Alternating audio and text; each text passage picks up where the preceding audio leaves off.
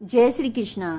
इस वीडियो में आप जानेंगे कि देवउठनी एकादशी का व्रत कब रखा जाएगा, तुलसी जी का विवाह किस दिन करें और पंच भिक्षु व्रत कब से आरंभ करें और व्रत के पारण संबंधी जानकारी दी जाएगी। कार्तिक मास की शुक्ल पक्ष की एकादशी को देवउठनी एकादशी, देव उत्थान या फिर देव प्रबोधनी एकादशी के नाम से इसे जाना जाता है। देवउठनी एकादशी के दिन ही भगवान विष्णु अपनी योग निद्रा से जागृत होते हैं और इसी दिन से सारे शुभ कार्य, विवाह, गृह प्रवेश, मुंडन आदि जो भी मांगलिक कार्य हैं वो देव उत्थान से प्रारंभ हो जाते हैं। इस बार एकादशी तिथि का प्रारंभ 1 नवंबर को सुबह 9:11 पर हो रहा है और तिथि का समापन 2 नवंबर को सुबह 7:31 पर होगा। तो देखिए, हमें 2 दिन एकादशी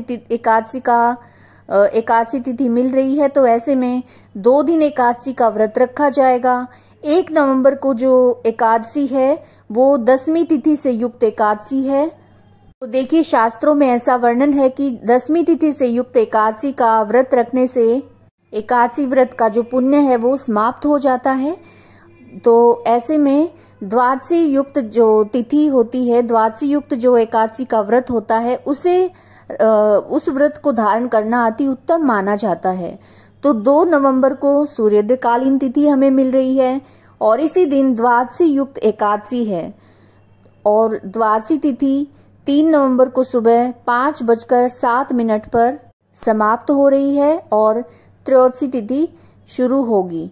तो ऐसे में देखिए, अद्भुत ये संयोग बन रहा है जिसे शुभ माना जाता है। 3 जो तिथियां हैं उनका स्पर्श हो रहा है, तो ऐसे में जो व्रत है उसका जो फल है वो कई गुना बढ़ जाता है। तो देखिए, 2 नवंबर को जो सूर्योदयकालीन तिथि है उस दिन द्वादशी युक्त व्रत रखना अति उत्तम माना जाता है, क्योंकि इस दिन द्वादशी और एकादशी दोनों मिश्रित हैं।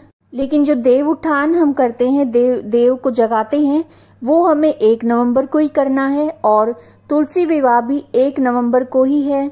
इस दिन आप तुलसी जी का विवाह कर सकते हैं। पहले देव जगाए जाते हैं, फिर तुलसी जी का विवाह शालिग्राम से संपन्न करवाया जाता है। तो जो 1 नवंबर को जो तुलसी विवाह का जो शुभ मुहूर्त बन रहा है वो शाम 6 बजे से शुरू होकर 7:30 बजे तक का ये समय है।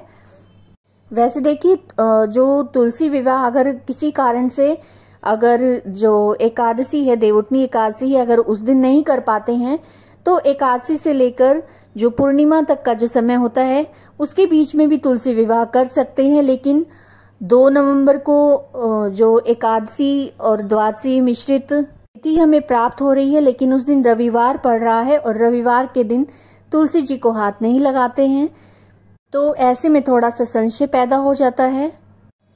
तो ये कार्य या तो 1 नवंबर को करें या फिर सोमवार के दिन भी किया जा सकता है। और अब बात करें कि जो भीषम पंचक यानी कि जो पंच भिक्षु जो व्रत होते हैं उनकी शुरुआत कब से करें। तो जो पंच भिक्षु की शुरुआत है वो आपको 1 नवंबर 2025 शनिवार से ही करनी है और ये एकादशी से शुरू होकर कार्तिक की पूर्णिमा तक ये व्रत रखे जाते हैं। तो अब व्रत के जो एकादशी तिथि का व्रत है उसके पारण के बारे में बात कर लेते हैं।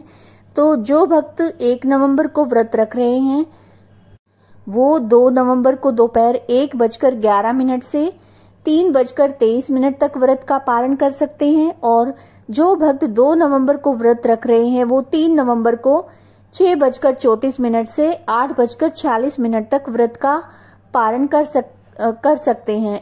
यानी कि जो शुभ मुहूर्त दिया गया है व्रत के पारण करने का, इस दौरान आपको व्रत का पारण कर लेना चाहिए, क्योंकि जो एकादशी तिथि का जो व्रत होता है उसमें पारण का बड़ा विशेष महत्व होता है।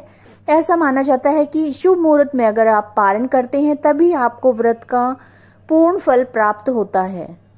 उम्मीद है आपको ये जानकारी पसंद आई होगी, आपके लिए उपयोगी होगी। अगर आपको जानकारी अच्छी लगी है तो वीडियो को लाइक कीजिएगा, शेयर कीजिएगा और चैनल को सब्सक्राइब कीजिएगा। जय श्री कृष्णा।